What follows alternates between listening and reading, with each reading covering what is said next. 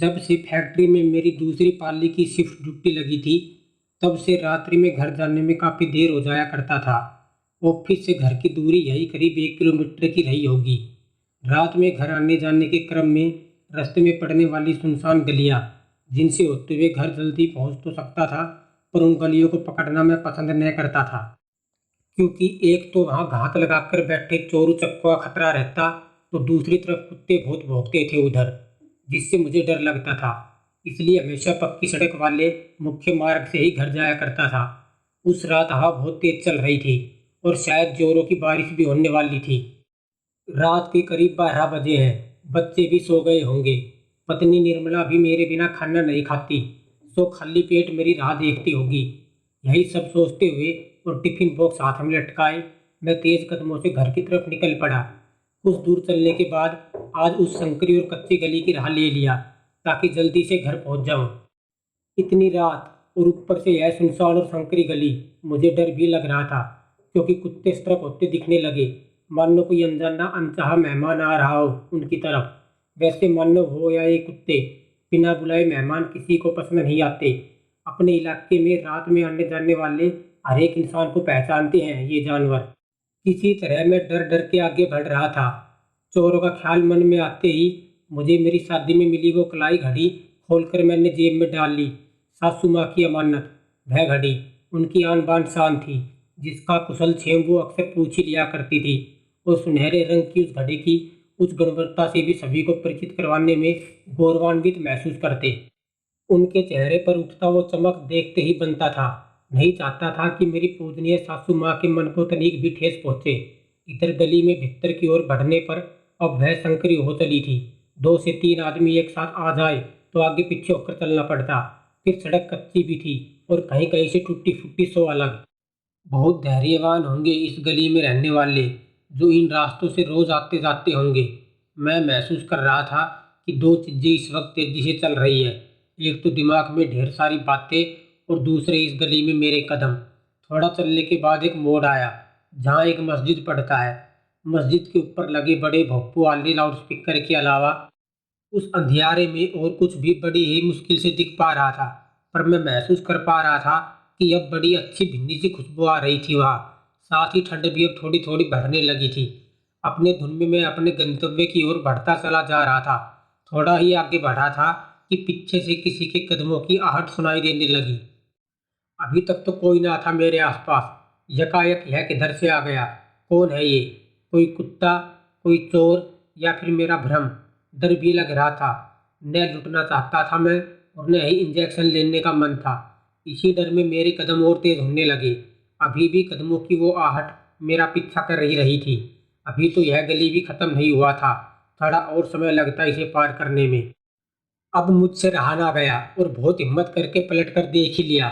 सफेद साड़ी में लिपटी वह एक स्त्री थी, जो तेज कदमों से मेरी ओर बढ़ी चली आ रही थी। अपनी तरफ आती उस स्त्री को देखकर ही साफ प्रतीत हो रहा था कि वह भी तेजी से ही सुनसान अंधेरी गली को ही पार करना चाह रही है। सफेद साड़ी पहनने होने के कारण उसे अंधेरे में देख पाना आसान था। अब मुझे थोड़ा इत्मीनान हुआ और शांत मन से आगे बढ़ता रहा। तभी ऐसा महसूस हुआ कि वह स्त्री बिल्कुल मेरे पीछे आकर खड़ी हो गई हो और मुझे आवाज़ दे रही है, थोड़ा रुकिए। मैं पीछे पलटा। सच में वह कुछ कहना चाह रही थी। बड़ी बड़ी आंखें, चेहरे पर अजीब सा तेज, जैसे कोई अप्सरा हो। सफ़ेद साड़ी में खड़ी वह स्त्री अंधेरे को चीरती हुई अपनी एकमात्र उपस्थिति दर्ज करा रही थी। मैंने पूछा, जी कहिए, क्या बात है? जवाब में उस स्त्री ने निवेदन किया कि कृपया साथ साथ चलिए, बहुत अंधेरा होने की वजह से मुझे डर लग रहा है। मैंने सहमति में अपना सिर हिला दिया। अब हम दोनों एक साथ आगे बढ़े जा रहे थे। इतनी रात गई सुनसान गली में, वो भी अकेले घर से बाहर निकलने का कारण मैंने उनसे पूछा, परंतु कोई उत्तर ना मिला। मैं चुप रहना ही बेहतर समझा। कुछ पल के बाद जवाब आया, मेरा घर पीछे मोड़ पर ही है। किसी की जिंदगी मौत का सवाल है, इसलिए मुझे अभी निकलना पड़ा। मुझे आप सही आदमी लगे, इसलिए मैं आपके पीछे पीछे हो ली। किसी अनजान पर इतनी रात में भरोसा करने की बात सुनकर थोड़ा अजीब लगा, पर कभी कभी जरूरत पड़ने पर ऐसा करना पड़ता है, मैं समझ सकता था। और हम लोग साथ साथ आगे बढ़ते रहे। तभी उस स्त्री ने अपना हाथ मेरी ओर बढ़ाया। उसके हाथों में एक चमकती हुई अंगूठी थी। यह क्या है? मैंने पूछा। स्त्री ने जवाब दिया, इसे आप पहन लीजिए, आपके काम आएगा। यह आपको डर से ऊपर ले जाएगा और बुरी ताकतों से बचाएगा। उन्हें साफ साफ इनकार करते हुए मैंने खुद को उस अंगूठी से दूर किया और थोड़ा पीछे खिसक गया। देखिए, ऐसा है कि मैं इन सब बातों में यकीन नहीं करता, अतः आप कृपा करके इसे दूर रखें मुझसे। मैंने बेरुखी पूर्वक जवाब देकर उस अंगूठी को लेने से साफ इनकार कर दिया। मैंने एक बात गौर किया कि मेरे इतने बेरुखी पूर्ण रवैये के बाद भी उनका चेहरा बिल्कुल शांत था और इतने बेरुखी पूर्वक अस्वीकृति से वह थोड़ा भी विचलित नहीं हुई। मुझे पता नहीं क्यों गलानी भी हो रही थी, पर मैं जानता था कि मैं जो भी कर रहा था सही कर रहा था। गली भी अब खत्म होने को थी और पक्की सड़क में अपने सामने देख सकता था। तभी वह स्त्री रुक गई और मुझसे आगे बढ़ते रहने के लिए कहा, कुछ जरूरी वस्तु छूट गई है, इसलिए उसे वापस जाना पड़ेगा। स्त्री ने मुझसे जानने को कहा और खुद वापस लौटने लगी। मैंने उसके साथ चलकर उसे घर तक छोड़ने की बात कही तो शुक्रिया कहते हुए उन्होंने मना कर दिया। तब एक दूसरे को अलविदा कहते हुए हम अपने अपने गंतव्य की ओर बढ़ चले। घर आकर हाथ मुंह धोया। मेरा पूरा बदन दर्द से दुख रहा था और बुखार भी था, शायद हल्का हल्का। निर्मला भी मुझे देखकर जाग गई थी। मुझसे खाना खाने के लिए पूछी तो मैंने मना कर दिया और उसे खा लेने को बोलकर लेट गया। और लेटते ही न जाने कब नींद आ गई, पता ही नहीं चला। अगले दिन फिर अपनी दिनचर्या शुरू हो गई। तड़के तड़के उठकर सुबह का व्यायाम, नहा धोकर बेटे को विद्यालय पहुंचाना, नाश्ता करके फिर ऑफिस को भागना। काम के दबाव से कब सुबह से दोपहर हो गया पता ही ना चला। मेरे सहकर्मियों ने खाना खा लेने को कहा। हम लोग आपस में बतियाते हुए खाना खाने लगे। बातचीत के क्रम में सामने वाले की अंगूठी देख मुझे बीती रात की घटना याद आ गई। बीती रात की घटी सारी घटना मैंने उन लोगों को बताई।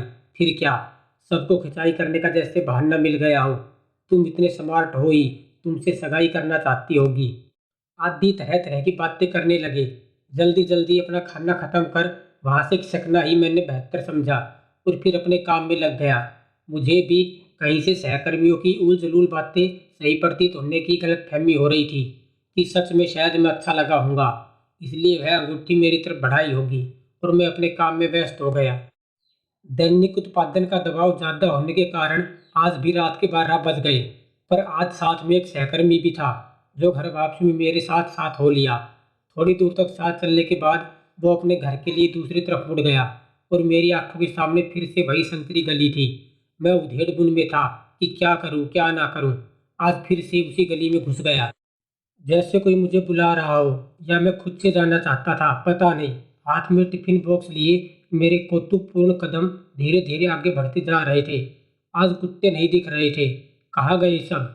बहुत अजीब बात है, एक दिन में इतने परिचित हो गए यह बेजुबान जानवर मुझसे। मस्जिद वाली मोड़ से घूमा और थोड़ा आगे बढ़ा ही था, तभी पीछे से आवाज आई, जनाब जरा ठहरिए। मैं ठिठका, पलट कर देखा। लहराते हुए सुनहरे बालों वाली यह वही महिला थी जो पिछले दिन मिली थी। लंबी सी बिंदी लगाए, काली साड़ी में, चेहरे पर एक तेज लिए हुए, मस्जिद के पास खड़ी मुस्कुरा रही थी। इतने अंधेरे में भी एक प्रकाश था उसके चारों तरफ। अजीब सा एक आकर्षण था उसके चेहरे पर। आज भी आपकी मदद चाहिए मुझे। मिलेगी, उस स्त्री ने एक मुस्कान के साथ कहा। मैं हाँ बोलूँ या ना, कुछ समझ में नहीं आया।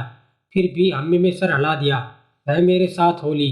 आज चुप नहीं थी, वह बोले ही जा रही थी, जैसे मेरा ही इंतजार कर रही हो कि क्या क्या बताना है, पूछना है। मानो सब पहले से ही सोच रखी हो। मैं कौन हूँ, कहाँ रहता हूँ, घर पर कौन कौन है, मेरी पसंद नापसंद वगैरह वगैरह सवालों के तीर एक एक करके वो फेंकती ही जा रही थी। इसी तरह सवालों का जवाब देते हुए उसके कदम से कदम मिलाए आगे बढ़ा जा रहा था। इतनी रात में अकेले घर से बाहर निकलती हो, किसी को साथ लेकर निकलना चाहिए, मैंने उस स्त्री से कहा। मैंने उससे सवाल किया, आप कहाँ रहती हो, घर पर कौन कौन है। इस पर वह हंसकर बस यही बोली कि क्या करिएगा जानकर, बस जब मिलना हो इसी वक्त इसी गली से गुजरना, मैं दिख जाऊंगी। और ठाके मारकर हंसने लगी। मुझे बहुत ही अजीब लग रहा था यह सब और उसका ऐसा जवाब। बातें करते हुए हम दोनों आगे बढ़े जा रहे थे। उसने अपने कंधे पर लटका एक थैले में हाथ डाला और कुछ निकाल ली। उसने अपनी मुट्ठी बंद कर रखी थी। कुछ तो था उसके हाथ में, क्या था मैं कुछ समझ नहीं पाया। और फिर मुझे मेरा हाथ आगे बढ़ाने को कहा। मैंने प्रश्न किया, क्या है इसमें। मुस्कुराकर बस वह मुझसे मेरा हाथ आगे करने का जिद करने लगी, जिसके लिए मैं बिल्कुल तैयार नहीं था।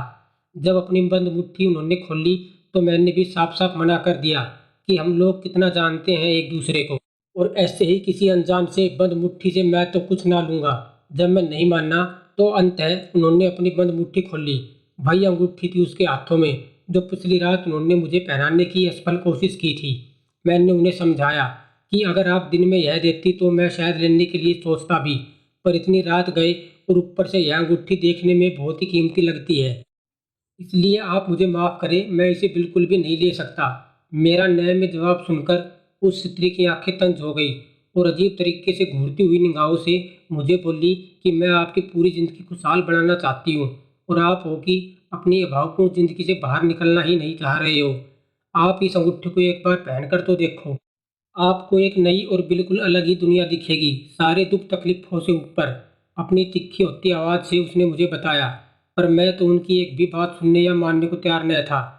ऐसे ही करते करते हम दोनों गली के आखिरी छोर पर पहुंच गए। अब वह स्त्री बिल्कुल एक जगह स्थिर हो गई और मुझे आगे बढ़ते रहने को कहकर खुद वापस अपने घर लौटने के लिए मुड़ी। क्या हुआ, आप वापस क्यों जा रही हो? मैंने प्रश्न किया। मेरे प्रश्न का बिना कोई जवाब दिए वह लौटने लगी।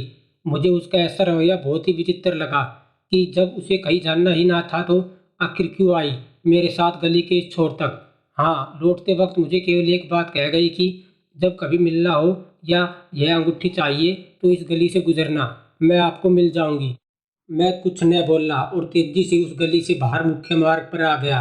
बाहर स्ट्रीट लाइट की दूधिया रोशनी से समूचा सड़क नहाया हुआ था।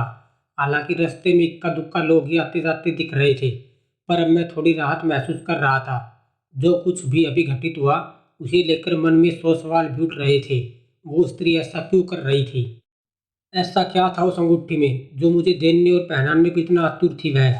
यह सब सोचते सोचते मैं घर पहुंचा। आज फिर से मुझे तेज बुखार हो गया था।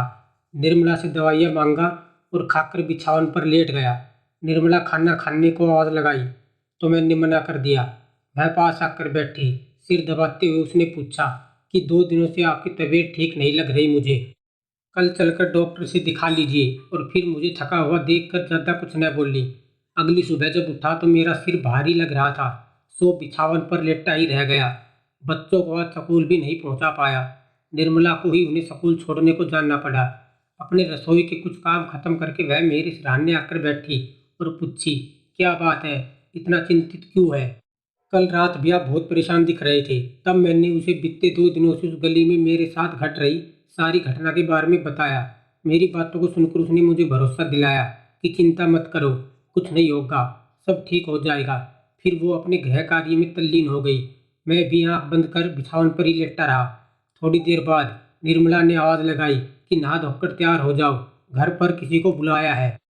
मैंने पूछा किसे? उधर से आवाज़ आई, जब आएंगे तो खुद ही देख लेना।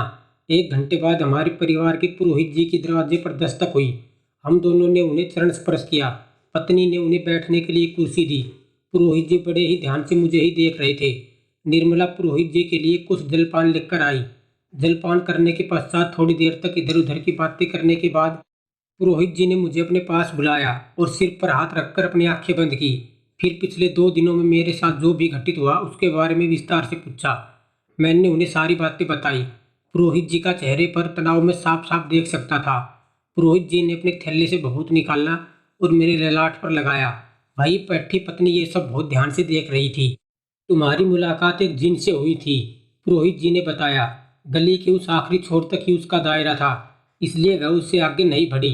अचानक से हवा में फैला वो तेज सुगंध, ठंड का एहसास और कुछ नहीं, उसी जिन की उपस्थिति का प्रमाण है। उस अंगूठी के माध्यम से वह तुम्हें अपनी दुनिया में ले जाना चाहती थी, जिसे अगर तुम पहनने की गलती कर लेते तो बहुत बड़ा अनिष्ट हो जाता। यह सुनकर मैं तो भीतर तक कांप गया। निर्मला ने मेरा हाथ थामकर मुझे शांत किया। पुरोहित जी ने कहा कि अब भयभीत होने की कोई बात नहीं है, अब कोई खतरा नहीं है। पर हाँ, एक बात हमेशा ध्यान रखना कि चाहे कुछ भी हो जाए, रात्रि में भूलवश भी उस गली से मत जाना, क्योंकि अभी तक वह जिन तुम्हें अपनी सुंदरता और प्यार से आकर्षित करके और केवल मात्र अंगूठी के सहारे ही अपने साथ ले जाने की कोशिश कर रही थी। और तुम खुशकिस्मत हो कि तुम गली की आखिरी छोर यानी उसका दायरा जहाँ खत्म होता है वहाँ पहुँच गए थे, इसलिए वह ज़्यादा कुछ न कर सकी और उसे वापस लौटना पड़ा। तभी मैंने पुरोहित जी को टोका, पर पंडित जी, उस गली में तो इतने सारे लोग रहते हैं, उन सब का क्या? पुरोहित जी ने मुस्कुराते हुए जवाब दिया। अच्छा ये बताओ, उस वक्त क्या तुमने किसी और इंसान को देखा था उस गली में, उस जिन के सिवा? नहीं ना। लोगों को इस बात की जानकारी होने की वजह से रात्रि के वक्त कोई नहीं निकलता, केवल कुत्ते ही दिखते हैं। मैंने पुरोहित जी को रोकते हुए बोला।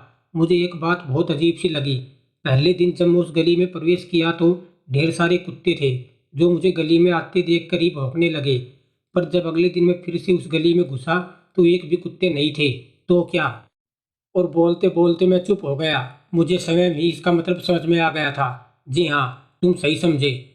उसी जिन का ही प्रभाव था यह। जिन बहुत शक्तिशाली होते हैं। वह किसी पर भी अपना प्रभाव आसानी से छोड़ सकते हैं और बहुत ही आसानी से किसी को भी अपने वश में कर सकते हैं। तुम बहुत भाग्यशाली हो कि बच गए, पुरोहित जी ने मुझे बताया। और हो सके तो कुछ दिन के लिए अपनी शिफ्ट छुट्टी सुबह की लगा लो ताकि शाम होने से पहले घर आ सको। पुरोहित जी ने कहा। मैं तुम्हें ये ताबीज़ दे रहा हूँ, इसे हमेशा पहन कर रखना, चाहे कुछ भी हो जाए, इसे उतारना मत। यह कहकर उन्होंने अपने थैले से एक ताबीज़ निकाल ली और मन ही मन मंत्र पढ़कर मुझे पहना दिया। हम दोनों को सदा सुखी रहने का आशीर्वाद देकर पुरोहित जी चले गए। मैं एक पढ़ा लिखा इंसान था और ऐसी बातों पर आज तक कभी भरोसा नहीं किया। जैसा कि मैंने उस गली में मिली उस स्त्री या तथाकथित जिन को भी बताया था कि इन दकियानुसी बातों पर मैं यकीन नहीं करता। मेरा दिमाग पुरोहित जी के द्वारा कई बातों पर भी प्रश्न चिन्ह भी खड़ा कर रहा था। पर उस गली में मैंने जो भी अनुभव किया उसे भी सामान्य नहीं कहा जा सकता। परिस्थिति को देखने का नजरिया हर इंसान का अलग अलग होता है। हर इंसान अपने हिसाब से परिस्थिति का आकलन करता है। यह जरूरी भी नहीं कि वह आकलन हर बार सच्चाई से हमेशा मेल खाता ही हो। अब सच क्या है, यह न तो मैं जानता था और न ही पुरोहित जी। यह तो भगवान को ही पता होगा। हाँ, एक बात तो थी कि मेरे दिमाग में जो बहुत सारे सवाल उठ रहे थे उस गली में घटी घटनाओं को लेकर और उस स्त्री के बारे में। पुरोहित जी की कई बातों से मुझे उसका उत्तर तो मिला, पर अब मैं बहुत डर गया था, जिसके कारण भूलकर भी अब उस गली के भीतर तो नहीं जाने वाला था मैं। आज उस घटना के करीब 10 साल होने को हैं। उस गली के पास से मैं अनेक बार गुजरता हूँ, पर अब भी भीतर जाने की हिम्मत नहीं होती। मन मस्तिष्क में बस यही एक सवाल घूमता है कि सच में वह स्त्री थी या जिन।